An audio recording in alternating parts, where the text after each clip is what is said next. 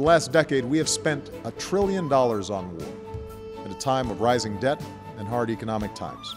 But Brown University's recent research project, Cost of War, revealed the final cost at a sum of at least $3.7 trillion and could reach as high as $4.4 trillion. Tom Kadala, economist and president of Research Pace, explained the discrepancy in the numbers.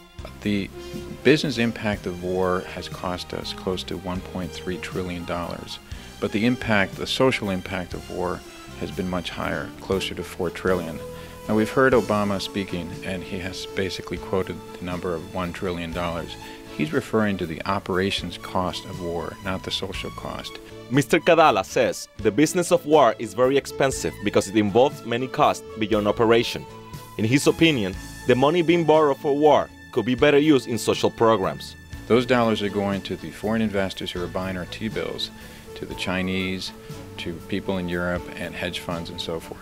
That's a very high at the $185 billion because that money could have been used in social programs which now are going to be cut as a result of our having to pay the $1.4 trillion debt that we owe.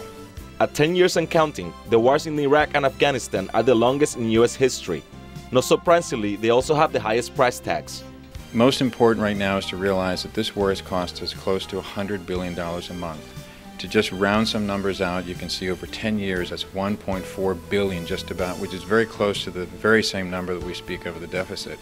The question to be asked at the White House now is it true that perhaps if we had not fought this war, that we would not be in this deficit issue at all? In fact, we would be at a neutral level.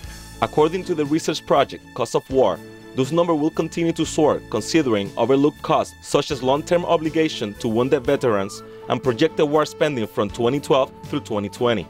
The estimates do not include at least $1 trillion more in interest payments and many billions more in expenses that cannot be counted.